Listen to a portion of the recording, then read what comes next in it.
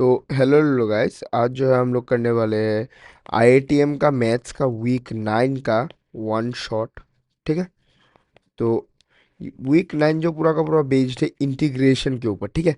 आप बताओगे भैया कि क्या भैया पहले ही इंटीग्रेशन क्या है, इंटीग्रेशन तो पहले समझाओ। वीक 8 में डिफरेंशिएशन पढ़े थे हम लोग। ठीक है। डिफरेंशिएशन, और डिफरेंशिएशन को हम लोग डेरिवेटिव्स भी कहा करते थे। ठीक है। इंटीग्रेशन कुछ नहीं है, ये जो डेरिवेटिव्स था, डेरिवेटिव्स, ठीक है, डेरिवेटिव्स का उल्टा ही हो जाता है इंटीग्रेशन। ठीक है। और कुछ नहीं होता, डेरिवेटिव्स का उल्टा ही हो जाता है इंटीग्रेशन। मतलब कि डेरिवेटिव्स, सोचो कि डेरिवेटिव्स क्या था, डेरिवेटिव्स का फॉर्मूला था डी वाई अपॉन में डी एक्स। ठीक है। डी वाई अपॉन में डी एक्स, या फिर वाई डैश, या फिर एफ डैश एक्स। ठीक है। इंटीग्रेशन है, इंटीग्रेशन का फॉर्मूला होता है y equals integration of x dot d x. कैसे हुआ, कैसे उल्टा हुआ, सब कुछ समझा देंगे। और ये जो साइन है, ये जो साइन है, ये इंटीग्रेशन का साइन है। ठीक है।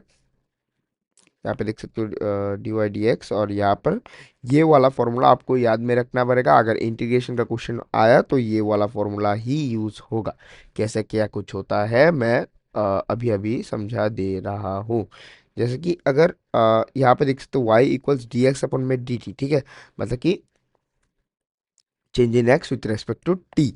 तो इसको अभी हम लोग कैसे वो करेंगे, देखो एक second. y equals d x upon में डी टी। ठीक है। फिर डी टी को उस तरफ लेके चले जाते हो, y dot D T equals d x. फिर हम लोग बोथ साइड में इंटीग्रेशन कर देते हैं। ठीक है। इंटीग्रेशन कर दिया। अभी dx वाले में इंटीग्रेशन कर दिया है, तो dx वाले में अगर हम लोग इंटीग्रेशन करें तो यहाँ पर x आ जाएगा, और यहाँ पर इंटीग्रेशन ऑफ y dt आ जाएगा। तो आ गया ना। डेरिवेटिव वाले फॉर्मूला से हम लोग इंटीग्रेशन वाले का फॉर्मूला हम लोग निकाल चुके हैं। ठीक है। एक सेकंड, ये तो कल रात का है। ठीक है। ओके। तो हमें पता है, हमें पता है, एक सेकंड। हाँ, हमें पता है कि साइन थीटा को अगर हम लोग डेरिवेटिव करें तो हमें कॉस थीटा देता है। ठीक है। और एज वेल एज हमने बता दिया कि इंटीग्रेशन जो है डेरिवेटिव का उल्टा है, डेरिवेटिव का इन्वर्स फंक्शन है। तो कॉस थीटा को अगर हम लोग इंटीग्रेट करेंगे तो हमें साइन थीटा देगा, लेकिन इस बार यहाँ पर माइनस आ जाएगा। ठीक है। मैं बहुत सारे फॉर्मूलाज बता दूंगा, ये सारे फॉर्मूलाज को आपको याद में रखना पड़ेगा। Same with log x. ठीक है। अगर आप लोग लॉग एक्स पे देखोगे तो देख सकते हो लॉग एक्स को हम अगर हम लोग डेरिवेटिव करें तो यहाँ पर 1/x मिलता है, और अगर 1/x को अगर हम लोग इंटीग्रेशन करें तो हमें log x मिलता है। ठीक है। Integration is nothing but modified form of summation. Summation पता था कि समेशन ऑफ n इक्वल्स 1 2 3, और यहाँ पर कुछ नंबर दिया गया x, तो यहाँ पे 1 + 2 + 3। तो यहाँ पर क्या आता था, 1 + 2 + 3 आता था 6। ठीक है। तो ऐसा ही इंटीग्रेशन काम करता है, बस इंटीग्रेशन एक समेशन का मॉडिफाइड फॉर्म है। ठीक है। अब एक इंटीग्रेशन को कैसे सॉल्व करते हैं, यहाँ पर तो मैंने सब कुछ बता ही दिया, लेकिन हम लोग यहाँ पर एक बार फ्रेश तरीके से देख लेते हैं। सोचो कि एक फंक्शन है x⁵ ठीक है। इसका हम लोग इंटीग्रेशन करना है। तो इंटीग्रेशन का साइन यहाँ पे आ गया। ठीक है। ये जो सांप वाला जो साइन है, एस जैसा सांप वाला जो साइन है, ये ही इंटीग्रेशन का सिंबल है। तो x⁵ को, जैसे कि अगर डेरिवेटिव करने के लिए हमसे पूछता, ठीक है, x⁵ को अगर हम लोग डेरिवेटिव करते तो हम लोग 5x⁴ कर देते। ठीक है। डेरिवेटिव खत्म। लेकिन ऐसा इस बार हमें नहीं करना है, हमें करना है x⁶ अपॉन में 6। ठीक है। मतलब कि इंटीग्रेशन का जो जनरल फॉर्मूला है वो होता है x⁴m, अगर दे के रखा है तो x⁴m+1। ठीक है। अपॉन में m+1, जो ऊपर पावर में रहेगा वो ही अपॉन में नीचे बैठ जाएगा। ठीक है। और एज इट इज पावर तो ऑब्वियसली नहीं बैठेगा क्वेश्चन के साथ, बस एक +1 हो जाएगा। डेरिवेशन में याद रखना, डेरिवेटिव में m जो है वो सामने आ जाता है, और फंक्शन के ऊपर -1 हो जाता है, ठीक है। लेकिन इंटीग्रेशन में एक्स के ऊपर जो एक्सपोनेंट में भी +1 होता है, और जितना +1 होता है उतना ही नीचे आ जाता है, ठीक है। यहाँ पे देख सकते हो यही चीज समझाया गया है। x³ दे के रखा था, तो x⁴ अपॉन में 4। अब इंटीग्रेशन होता है दो प्रकार का, एक होता है डेफिनिट इंटीग्रेशन, एक होता है इनडिफिनिट इंटीग्रेशन। डेफिनिट इंटीग्रेशन का मतलब है, डेफिनिट इंटीग्रेशन का मतलब है कि लिमिट्स डिफाइंड है, ठीक है। लिमिट्स डिफाइंड है, एग्जैक्ट आंसर आएगा, ठीक है, एग्जैक्ट आंसर आएगा। और क्या हो सकता है, मुझे एक सेकंड याद करने दो, ठीक है। ओके, बाकी का हम लोग समझते समझते देख सकते हैं, ठीक है। तो अब बात आता है कि डेफिनिट इंटीग्रेशन क्या है। जैसे कि वो ही वाला एग्जांपल मैं ले रहा हूँ, ठीक है। एक फंक्शन x⁵ और बताया गया है कि 0 से 3 तक, ठीक है, 0 से 3 तक इसको इंटीग्रेट करने के लिए, तो पहले हम लोग x⁵ को हम लोग इंटीग्रेट करेंगे, ठीक है। x⁵ को अगर हम लोग इंटीग्रेट करें तो x⁶ अपॉन में 6। अभी यहाँ पे देख सकते हो 0 और 3 मैंने यहाँ पे लिख दिया। अभी कुछ नहीं, अभी देख सकते हो यहाँ पर, एक सेकेंड, आंसर आंसर तो आ गया, लेकिन यहाँ पर दो लिमिट्स दिया गया है। ये है, ये वाला जो है, ये वाला जो है, सॉरी यार, क्या यार, ये वाला जो है ये है लोअर लिमिट, और ये वाला है अपर लिमिट, ठीक है। तो अभी ये वाला जो पूरा का पूरा जो आंसर आया इंटीग्रेशन का, इसमें हम लोग lower limit, sorry, upper limit minus में लोअर लिमिट करेंगे, ठीक है।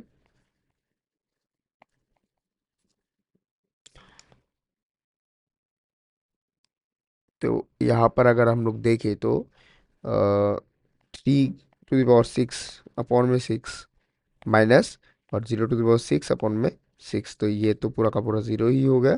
तो यहाँ पर 3⁶ अपॉन में 6 ही हो जाएगा इसका आंसर, ठीक है। तो अप्रोक्स 3⁴ आएगा, नहीं 3⁴ नहीं है, एक्चुअली सॉरी, थोड़ा सा कैलकुलेट करना पड़ेगा, ठीक है। ज़्यादा इंपॉर्टेंट नहीं है, अगर आप लोग चाहो तो कर लेना। तो यहाँ पर देख सकते हो, यहाँ पर तो दूसरा एग्जांपल दिया गया था, यहाँ पर x³ का एग्जांपल दिया गया था, सेम ही बात, सेम ही चीज़, x⁴ अपॉन में 4, फिर अपर लिमिट है 7 और लोअर लिमिट 3, फिर हम लोग 7 पुट करें और फिर 3 पुट करें, लेकिन यहाँ पर माइनस होगा, ठीक है। मतलब कि एक चीज़ याद रखना कि अपर लिमिट और लोअर लिमिट का डेल्टा निकाल रहे हैं, ठीक है। डेल्टा निकालना आता था ना, हम लोग 11 12 में बहुत निकाले हैं कि डेल्टा मतलब कि डिफरेंस, ठीक है। अपर लिमिट और लोअर लिमिट का डेल्टा निकालना है, एक डेफिनेट इंटीग्रेशन में यही चीज़ होगा। और अपर लिमिट लोअर लिमिट का आप लोगों को टेंशन करने की ज़रूरत नहीं है, अगर मतलब कि डेफिनेट इंटीग्रेशन है तो क्वेश्चन में ही गिवन होगा।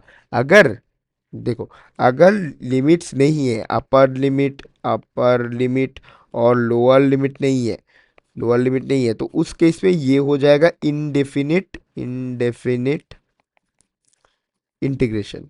अब बताओगे भैया कि इंडेफिनिट इंटीग्रेशन क्या है। इनडेफिनिट मतलब कि लिमिट बहुत दूर तक जा सकता है, कुछ भी हो सकता है, ठीक है। वेरिएबल लिमिट्स, लिमिट कुछ भी हो सकता है। तो हम लोग फिर से दोबारा वही वाला एग्जांपल ले लेते हैं, x⁵ वाला, ठीक है। x⁵ को यहाँ पे देख सकते हो, इस बार मैंने कोई भी लिमिट नहीं लिखा है यहाँ पर, ठीक है। तो x⁵ को हम लोग अगर इंटीग्रेट करें तो x⁶ अपॉन में 6, ठीक है। अभी यहाँ पर कोई भी लिमिट नहीं है, तो इसका एग्जैक्ट एग्जैक्ट वैल्यू हम लोग निकाल नहीं सकते, ठीक है। तो x⁶ अपॉन में 6, और यहाँ पर अगर इनडेफिनिट इंटीग्रेशन हुआ, ठीक है, मैं यहाँ पर लिख देता हूँ, अगर इनडेफिनिट इंटीग्रेशन हुआ, तो अगर इनडेफिनिट इंटीग्रेशन हुआ, ठीक है, तो हमेशा हमें +c, ठीक है, +c ऐड करना है। ये चीज तुम लोगों को याद में रखना पड़ेगा, ठीक है। जैसे कि यहाँ पर देख सकते हो x⁴ 6। अब x⁴ अपॉन में 6 इतना ही सिर्फ आंसर नहीं है। आप बताओगे भैया कि लिमिट नहीं है तो इतना ही आंसर होगा, नहीं। यहाँ पर हम लोग ऑलवेज एक प्लस सी एक कांस्टेंट हम लोग ऐड करेंगे, ठीक है।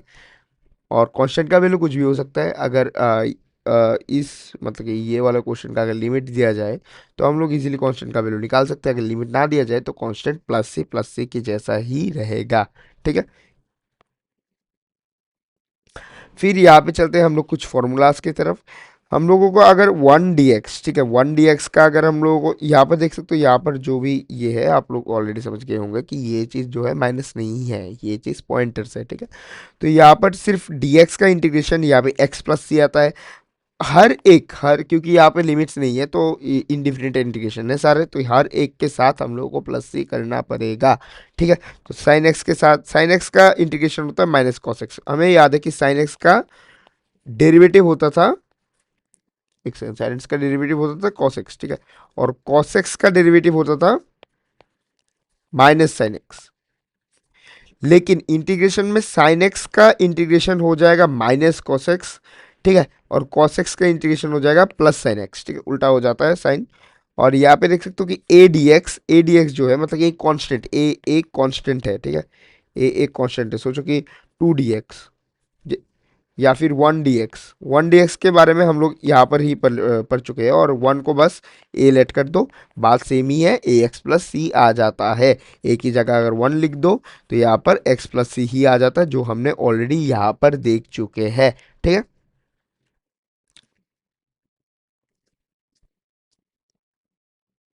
दो बार ये वाला फॉर्मूला मैंने दो बार क्यों लिखा? Sine x d x cos x plus C, ये तो गलत भी है। ओके, हाँ कॉस साइन एक्स का, हाँ सही है, सही है, सही है। यहाँ पे देख सकते हो कि cos एक्स डी एक्स जो है वो उसका integration sine x plus c आ रहा है।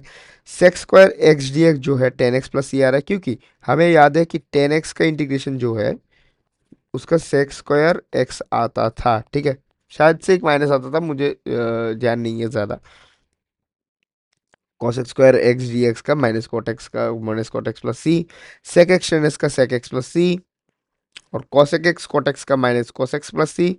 1/x का ऑलरेडी हमने बात कर ली, एल एन एक्स प्लस सी भी हो सकता है, लॉग एक्स प्लस सी भी हो सकता है, और एल एन एक्स ऑलरेडी हम पढ़ चुके हैं, एल एन एक्स है नेचुरल लोगारिथमिक फंक्शन, ठीक। और ये तो नॉर्मल लोगारिथमिक फंक्शन ही है। और ई टू द पावर एक्स का डेरिवेटिव, डिफरेंशिएशन और इंटीग्रेशन दोनों में वैल्यू सेम ही आएगा, ई टू द पावर एक्स ही आएगा, ठीक है। और ए टू द पावर एक्स हम लोग थोड़ी देर पहले ए डी एक्स के बारे में बात कर रहे थे, या फिर ए एक्स डी एक्स के बारे में हम लोग बात कर रहे थे, ठीक है। यहाँ पर a to the power x है, अगर a to the power x वाला केस है तो यहाँ पे a to the power x का इंटीग्रेशन आ जाता है a to the power x upon में एल एन ए या फिर आप लोग लॉग ए भी कह सकते हो, ठीक है, प्लस में सी। यहाँ पे देख सकते हो ये वाला फॉर्मूला के बारे में ही हम लोग बात कर रहे थे। यहाँ पे हमें पता है कि साइन इनवर्स एक्स का इंटीग्रेट सॉरी डिफ्रेंसिएशन था 1/√1 - x², ठीक है। अब ये वाले फंक्शन का ये वाले फंक्शन का इंटीग्रेशन हो जाएगा साइन इनवर्स एक्स। यहाँ पे देख सकते हो 1/√1 - x² डी एक्स का इंटीग्रेशन है sine inverse x, 1/1 + x² dx का इंटीग्रेशन है टेन इनवर्स एक्स, और 1 अंडर रूट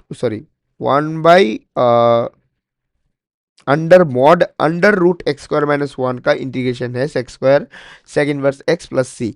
और हमें पता था कि साइन वाले फॉर्मूले में अगर हम लोग एक माइनस पुट कर देते तो कॉस वाला फॉर्मूला आ जाता, तो सेम फंक्शन में अगर माइनस पुट करके अगर हम लोग इंटीग्रेट करें तो यहाँ पे कॉस वाला आ जाता है। सेम कॉट वाले में भी टेन वाले में एक माइनस पुट करके अगर इंटीग्रेट करें तो कॉट आ जाता है, और सेक वाले में भी अगर हम लोग एक माइनस पुट करके इंटीग्रेट करें तो यहाँ पर कॉसेक आ जाता है, ठीक है।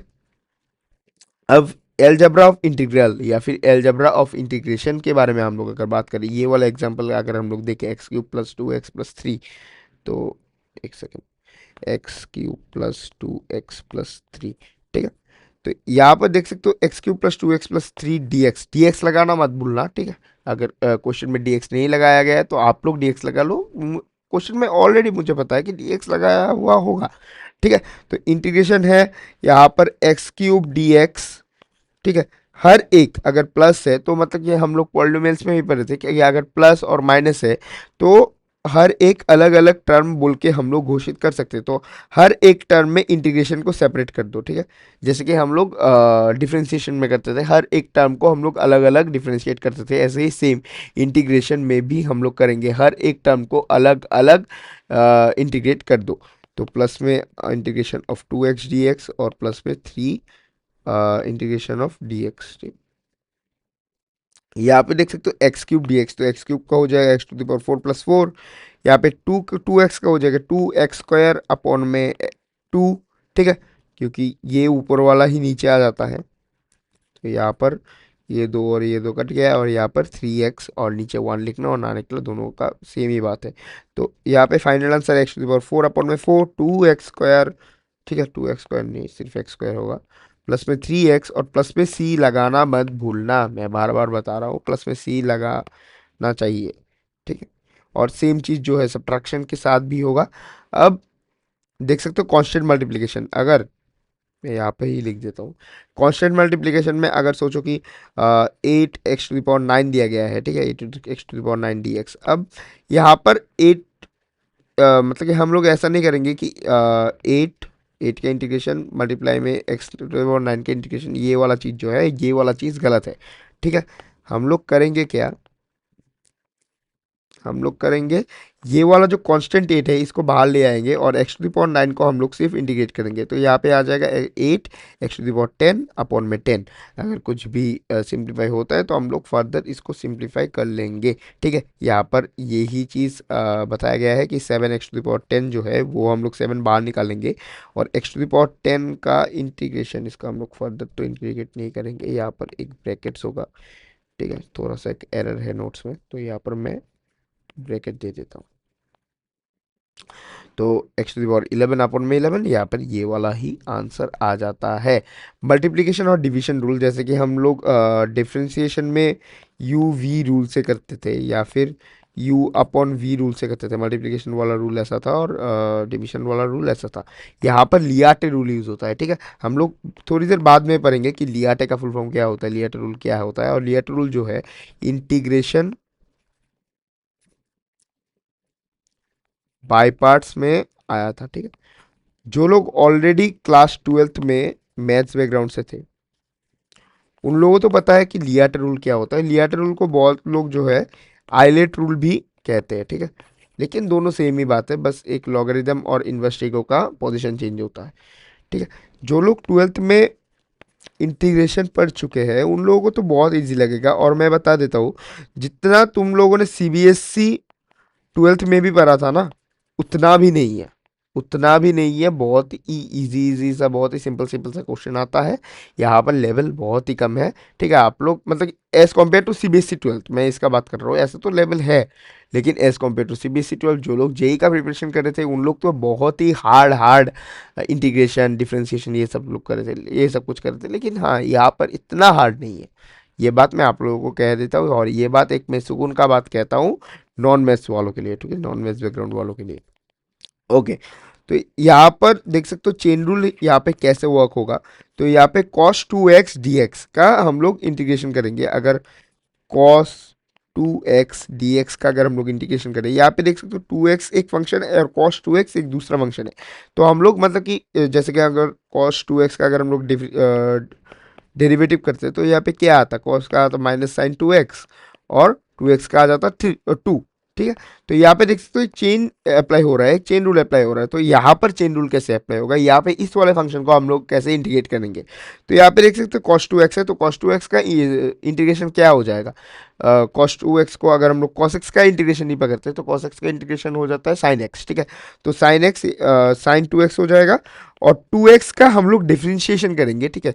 2x का डिफ्रेंशिएशन हो जाएगा 2, लेकिन यहाँ पर मल्टीप्लाई में 2 नहीं होगा, ठीक है। यहाँ पर मल्टीप्लाई में 2 नहीं होगा, यहाँ पर अपॉन में 2 हो जाएगा, और इतना ही हो जाएगा आंसर sin 2x + 2 + c, ठीक है। यहाँ पे देख सकते हो ऐसे ही चेन रूल काम करता है। फिर हम लोग ये वाला इक्वेशन एक बार करवा के देख लेते हैं, ठीक है। क्वेश्चन क्या था, x cube plus 2x² plus 6x, x cube plus 2x² plus में 6x और प्लस में x। तो यहाँ पे देख सकते हो एक ही वेरिएबल है, और वेरिएबल जो है अगर हम लोग सेपरेट कर दें तो यहाँ पर हम लोगों को ही फायदा मिलेगा, ठीक है। तो हम लोग इस वाले जो डिवीजन में है इस वाले को हम लोग 1 on 1 सेपरेट कर देते हैं, ठीक है। 2x² अपॉन में x प्लस में 6x अपॉन में x। तो यहाँ पे देख सकते हो हर एक को हम लोग सिंप्लीफाई कर सकते हैं। तो यहाँ पे x² का इंटीग्रेशन होगा x³ अपॉन में 3, 2x का इंटीग्रेशन होगा 2x² अपॉन में 2, 6 का इंटीग्रेशन होगा 6x, ठीक है। तो यहाँ पे 2 और 2 कट जाता है और यहाँ पे एक प्लस सी आ जाता है, ठीक है। यहाँ पे देख सकते हो यही चीज यहाँ पे समझाया गया है। और यहाँ पर x³ माइनस एक्स प्लस 1, और यहाँ पे ये थोड़ा सा कॉम्प्लेक्स है, नीचे x माइनस 1 है। अगर हम लोग ऐसा भी करें x³ अपॉन में x माइनस 1 माइनस में x² अपॉन में x माइनस 1, तो कोई सा भी फायदा नहीं होता। तो इस वाले क्वेश्चन को अगर हम लोग करें तो कैसे करें, ठीक है। तो x³ माइनस में x² प्लस में x माइनस में 1 अपॉन में x माइनस 1, ठीक है। तो x³, तो यहाँ पर देख सकते हो x³ और x³ minus x, sorry, x³ minus x² से हम लोगों को x² कॉमन ले लेना है, x² कॉमन ले लिया। तो यहाँ पर एक्स माइनस 1 आ जा रहा है, और यहाँ पर अगर इस वाले से अगर हम लोग प्लस 1 कॉमन ले लेते हैं तो यहाँ पर भी एक्स माइनस 1 आता है, और नीचे भी एक्स माइनस 1 रहता है, ठीक है। तो यहाँ पर एक्स माइनस 1 कॉमन आ जाएगा, और यहाँ पे x² प्लस 1 आ जाएगा, जैसे कि हम लोग फैक्टराइजेशन करते हैं ऐसे ही। और यहाँ पे एक्स माइनस 1 आ जाएगा तो एक्स माइनस 1 कट जाएगा, और यहाँ पर x² प्लस 1 का हम लोगों का इंटीग्रेशन करना है। तो x² का इंटीग्रेशन क्या हो जाएगा, यहाँ पर मैं बार बार मतलब कि अलजेब्रा वाला यूज़ नहीं कर रहा हूँ, कि ऐसे नहीं लिख रहा हूँ x² dx प्लस में 1 dx, ऐसे करके मैं बार बार नहीं लिख रहा हूँ। आप लोग समझदार हो, आप लोग समझ जाओगे। जैसे कि x² का इंटीग्रेशन अगर मैं ऐसे बताते हुए चलूंगा कि x² का इंटीग्रेशन क्या है, 1 का इंटीग्रेशन क्या है, x³ का इंटीग्रेशन क्या है, ऐसे मैं बताते हुए चलूंगा, लेकिन मैं बार बार लिख के इसको टाइम वेस्ट नहीं करूंगा, ठीक है। तो x² का इंटीग्रेशन है x³ अपॉन में 3, और 1 का इंटीग्रेशन है x, ठीक है। तो यही चीज आंसर बन जाएगा। और एक बात लास्ट में, प्लस सी ऐड करना मत भूलना, ठीक है। यहाँ पे आ जाता है substitution method. If in a given function f x and f dash x both are present, then we must take f x equals variable. कुछ भी समझ नहीं आया, ठीक है, बता रहा हूँ। यहाँ पर ये वाला क्वेश्चन देख सकते हो, 2x अपॉन में 1 plus x square D x, ठीक है। 2x अपॉन में 1 plus x square D x.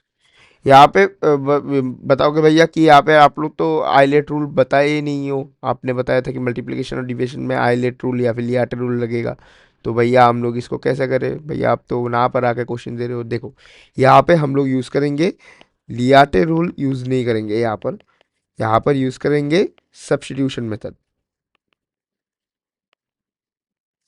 अब बताओगे भैया कि दोनों, अगर सोचो कि दोनों डिवीजन में दे के रखा है, ठीक है, तो हम लोगों को कैसा पता लगेगा कि इसमें हम लोग आइलेट रूल यूज़ करेंगे या फिर सब्स्टिट्यूशन यूज़ करेंगे।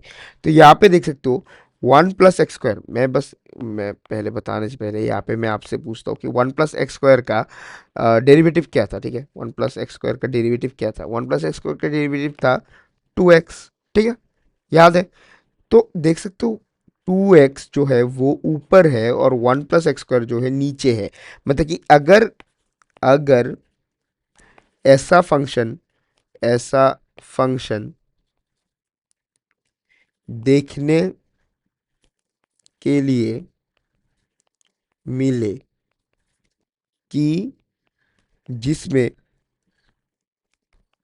एफ एक्स और उसका एफ डैश एक्स दोनों मौजूद हो, ठीक है, मौजूद हो, तो उस केस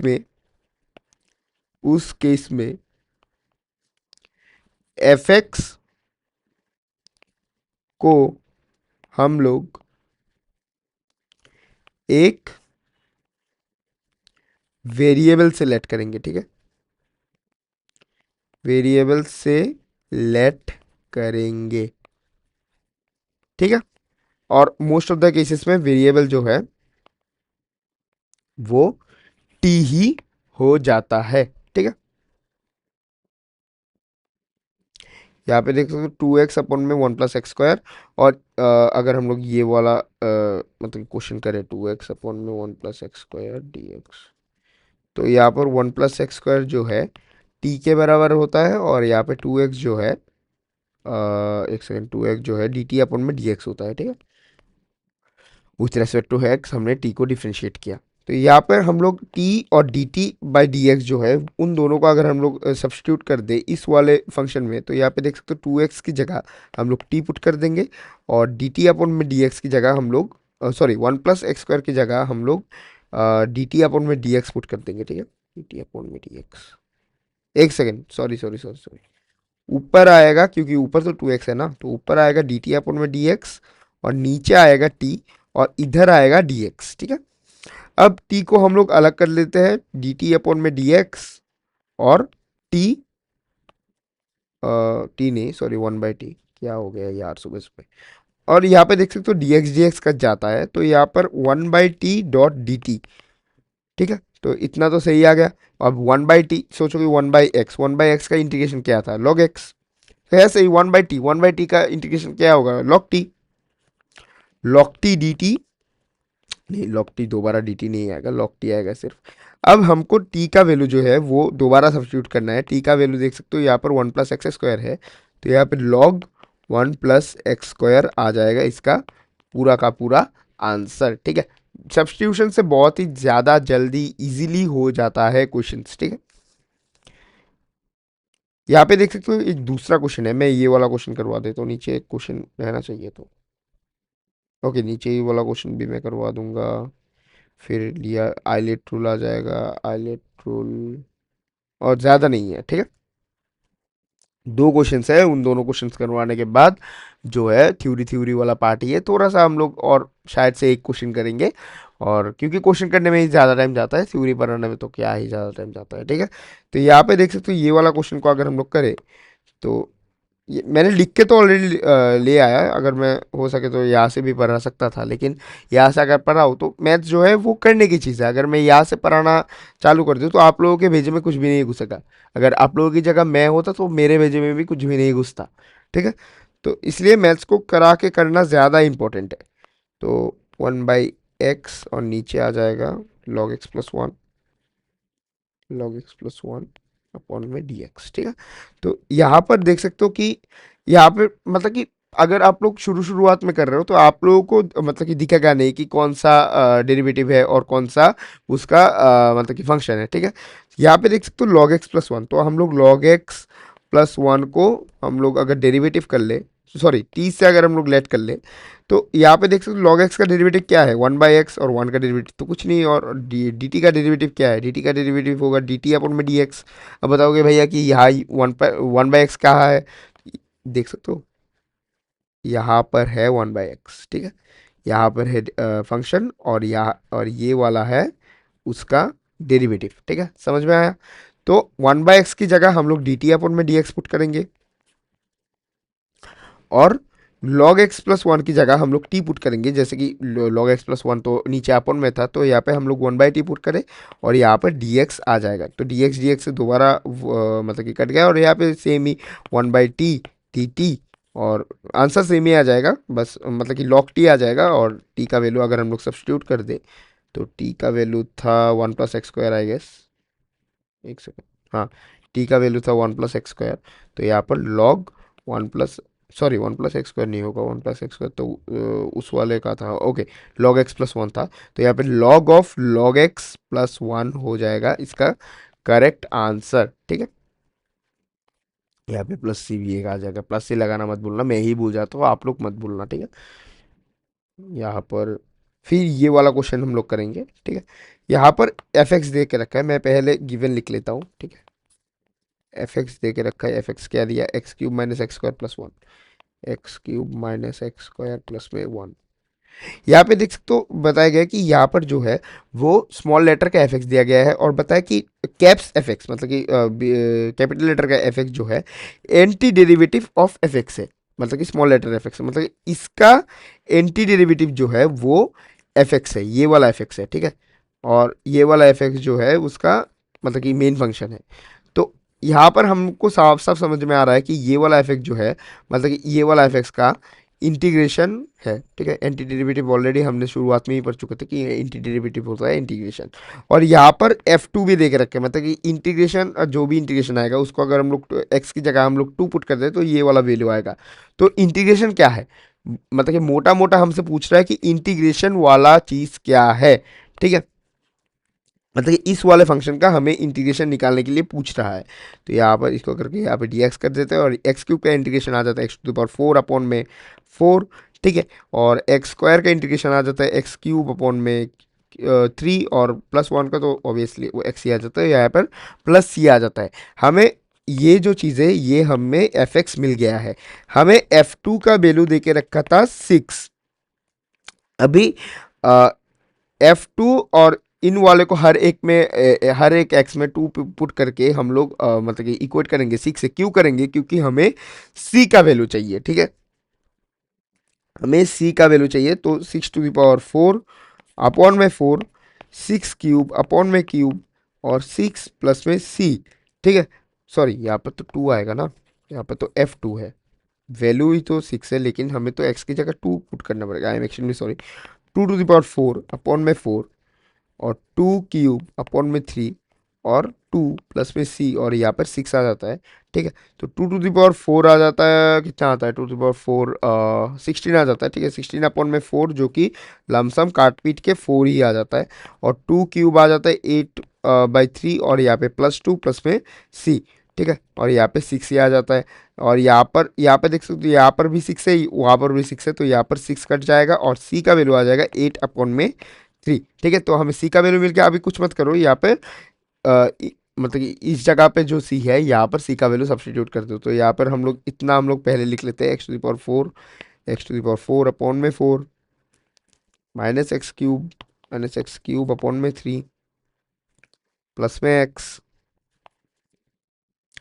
में एक्स और प्लस में सी का वैल्यू, ठीक है, 8/3, मतलब कि पूरा का पूरा आंसर जो है वो इतना बन जाएगा, ठीक है। यहाँ पर देख सकते हो यही चीज़ बताया गया है। फिर हम लोग आते हैं आइलेट रूल या फिर लियाटे रूल या फिर इंटीग्रेशन बाय पार्ट्स में, ठीक है। तो लियाटे रूल या फिर आइलेट रूल कुछ भी हो सकता है, आप लोगों का जितना जो जिसका जो श्रद्धा है। तो लियाटे रूल का अगर हम लोग बात करें तो पहले आ जाता है लॉगरिदमिक फंक्शन, ठीक है। लॉगरिदमिक फंक्शन मैं बताऊंगा कि ये चीज़ कहाँ पर यूज़ होगा। पहले मुझे लियाटे का मतलब बताना दो। आई का होता है इनवर्स ट्रिगो, ठीक है। ए का होता है any algebraic function, any algebraic function. T का होता है ट्रिगो, और ई का होता है एक्सपोनेंट, ठीक है। ये कुछ नहीं है, ये बस एक प्रायोरिटी ऑर्डर है, ठीक है। ये कुछ नहीं है, ये बस एक प्रायोरिटी ऑर्डर है कि अगर यहाँ पे देख सकते हो logarithmic, inverse trigo, algebraic trigo और एक्सपोनेंशियल बताया गया है। और ये वाला नोट्स जो है मेरे टेलीग्राम पे मिल जाएंगे, link is in the description, ठीक है। तो हमें मतलब कि कैसे क्या कुछ करना है ये हम लोग क्वेश्चन के माध्यम से हम लोग समझेंगे। हमें बस यहाँ पर ये वाला फॉर्मूला को हमें याद रखना है कि अगर ए और बी दोनों इंटीग्रेट मतलब कि एक साथ में मल्टीप्लिकेशन से इंटीग्रेशन करने के लिए बोल रहा है, तो हमें कुछ नहीं करना है। हमें बस ये वाला फॉर्मूला को काम में लगाना है। कैसे लगाना है कि ए, ठीक है, a integration of b minus integration of a का डेरिवेटिव, ठीक है, फिर दोबारा इंटीग्रेशन ऑफ बी, ठीक है। समझा? समझा? नहीं समझा क्वेश्चन से मैं समझा दूंगा, ठीक है। यहाँ पे देख सकते हो एक्स साइन एक्स बोल के एक फंक्शन दिया गया है, एक्स डॉट साइन एक्स।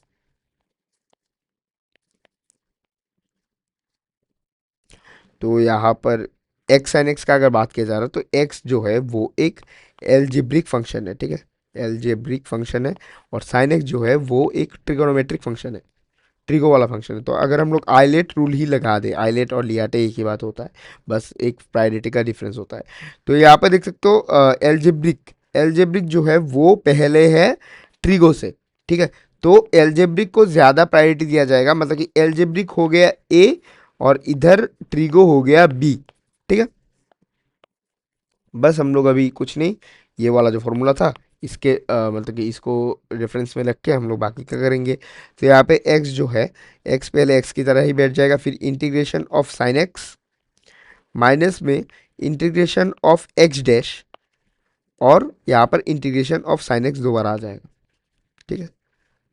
तो x और साइन एक्स का इंटीग्रेशन है माइनस में कॉस एक्स, और यहाँ पर इंटीग्रेशन और x डैश का मतलब कि x का डिफरेंशिएशन तो x ही है, और यहाँ पर साइन x का इंटीग्रेशन है माइनस में कॉस एक्स, ठीक है।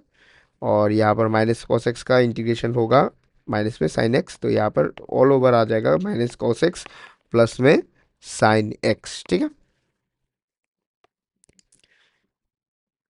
फिर यहाँ पे देख सकते हो एक डिफिनेट इंटीग्रेशन दिया गया है, ये हमने पहले ही जब हमने डिफिनेट इंटीग्रेशन पढ़ा था तो हमने ऑलरेडी पढ़ लिया होगा। अगर कोई भी इस वाले क्वेश्चन में दिक्कत है तो मुझे कमेंट सेक्शन या फिर होमवर्क डिस्कशन वाले ग्रुप में आप लोग बता सकते हो, ठीक है। तो आप लोग ये वाला घर पे कर लेना। फिर आता है दूसरा क्वेश्चन, ठीक है, मैं ये वाला क्वेश्चन में करवा देता हूँ। ये वाला क्वेश्चन के बाद हम लोग सिर्फ एप्लीकेशन ऑफ इंटीग्रेशन, मतलब कि इंटीग्रेशन को हम लोग क्वेश्चंस में अगर जो वर्ड प्रॉब्लम में आ जाए, ग्राफ ग्रिफ दे दे, तो इसमें हम लोग कहाँ पर अप्लाई करेंगे, कैसे अप्लाई करेंगे, वो बस हम लोग देखेंगे ये वाला क्वेश्चन के बाद, और वीक 9 हमारा खत्म हो जाएगा। फिर आप लोग वीक 9 के क्वेश्चन करके आप लोग वीक 10 पे मूव कर सकते हो, ठीक है।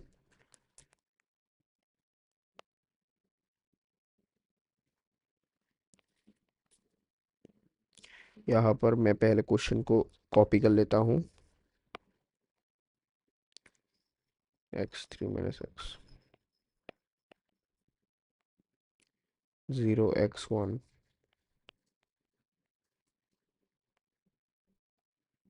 और 1 x2, ठीक है। तो यहाँ पर देख सकते हो कि यहाँ पे पता होगा कि भैया ये तो लिमिट कॉन्टिन्यूटी जैसा लग रहा है, ठीक है। यहाँ पर लिमिट कॉन्टिन्यूटी मतलब कि जैसा का कोई भी कुछ भी बात नहीं है, यहाँ पर हमें सिर्फ लिमिट्स दिया गया है, ठीक है। कि x का अगर हम लोग इंटीग्रेशन करें तो यहाँ पर 0 से 1 लिमिट होगा, और 3 - x का इंटीग्रेशन करने पे 1 से 2 लिमिट होगा, मतलब कि ये वाला हो जाएगा लोअर लिमिट और ये वाला अपर लिमिट, सेम ये वाला अपर लिमिट और ये वाला लोअर लिमिट, ठीक है। तो हम लोग अगर यहाँ पर देखें तो x का इंटीग्रेशन होगा 0 से 1 प्लस में 3 - x का इंटीग्रेशन होगा 1 से 2, ठीक। तो x का इंटीग्रेशन क्या होगा, x का इंटीग्रेशन होगा x² अपॉन में 2, जो कि 0 और 1 होगा। और 3 - x का इंटीग्रेशन क्या होगा, 3 - x का 3 का इंटीग्रेशन तो 3x हो जाएगा, और -x² अपॉन में 2, और इसका पूरा का पूरा 1 और 2 आ जाएगा। और यहाँ पर अगर हम लोग upper limit minus lower limit वाला काम करें, इस वाले में upper limit minus lower limit वाला काम करें, तो यहाँ पे देख सकते हो 1/2 ही आता है, 1/2 माइनस 0 आ जाता है, तो यहाँ पर -0 को हटा देते हैं और यहाँ पर 1/2 ही रहने देते हैं। अब इस वाले को हम लोग लिमिट को सेपरेट ना करके एक ही साथ में करते हैं तो ज़्यादा इजी और ज़्यादा मतलब कि जल्दी भी हो जाएगा, ठीक है। तो यहाँ पे देख सकते हो 3, यहाँ पे हम लोग पहले अपर लिमिट पुट करेंगे इन इस वाले पूरे में, फिर हम लोग माइनस करके लोअर लिमिट पुट करेंगे इस वाले पूरे वाले क्वेश्चन पे, ठीक है। तो यहाँ पे पहले हम लोग अपर लिमिट हर एक एक्स में पुट कर देते हैं, तो यहाँ पे अगर हम लोग 3 पे पुट करें तो यहाँ पे 6 आ जाता है माइनस में, और यहाँ पर अगर 2 रखें तो यहाँ पे 4, ठीक है, और 4/2 यहाँ पे 2 आ जाएगा, ठीक है। और यहाँ पर एक माइनस आएगा, माइनस आके यहाँ पे 1 पुट होगा, तो 3 - 1/2, बढ़िया, ठीक है। तो 1/2 प्लस में यहाँ पे 6 - 2 आ जाएगा 4, -3, ठीक है, -3 प्लस में 1/2, ऐसा कुछ हुआ। तो यहाँ पे देख सकते हो यहाँ पर 1 आ जाएगा, ठीक है, 1 आ जाएगा, 1 प्लस में 1/2 प्लस में 1/2, तो नीचे 2 आ जाएगा, और यहाँ पर 2 प्लस में 1, और यहाँ पे देख सकते हो ऊपर आ जा रहा है 4 और नीचे 2, तो यहाँ पर हम लोग इजीली इसका आंसर जो है 2 घोषित कर सकते हैं, ठीक है। फिर हम लोग आते हैं एकदम, यहाँ पे देख सकते हो आंसर जो है वो ही 2 है। फिर हम लोग आते हैं एप्लीकेशन ऑफ इंटीग्रेशन के ऊपर, ठीक है। एप्लीकेशन ऑफ इंटीग्रेशन कि हम लोग इंटीग्रेशन को कैसे अप्लाई करेंगे। यहाँ पे देख सकते हो अगर एक ग्राफ दिया गया है, ठीक है, तो ग्राफ का एरिया जो है वो ही हो जाएगा, area under the graph he integration हो जाता है। जो लोग साइंस बैकग्राउंड से थे, ठीक है, साइंस बैकग्राउंड से थे, जो लोग क्लास 11th में काइनेमेटिक्स पढ़े हो, ठीक है, काइनेमेटिक्स पढ़े हो फिजिक्स में, उन लोगों को पता होगा कि अगर ग्राफ का एरिया अंडर एरिया ही वो होता है, क्या बोलते हैं इसको, इंटीग्रेशन होता है। और हम लोग इसको वेलोसिटी, डिस्टेंस से लेके वेलोसिटी होता था, डिस्टेंस टू वेलोसिटी होता था डिफरेंशिएशन, फिर वेलोसिटी से एक्सीलरेशन होता था डिफरेंशिएशन, फिर उल्टा एक्सीलरेशन का इंटीग्रेशन होता था वेलोसिटी, और वेलोसिटी का इंटीग्रेशन होता था डिस्टेंस, ठीक है। इतना अगर आप लोग साइंस स्ट्रीम से हो, साइंस बैकग्राउंड से हो, तो आप लोगों को इतना आता होगा, ठीक है। तो यही था आज के लेक्चर पे वीक 9 के। हम लोग जल्दी ही वीक 10 लेके आएंगे, ठीक है। और okay, bye, thank you. Questions आप लोग कर लेना, नोट्स आपको मेरे टेलीग्राम चैनल पे मिल जाएंगे, ठीक है।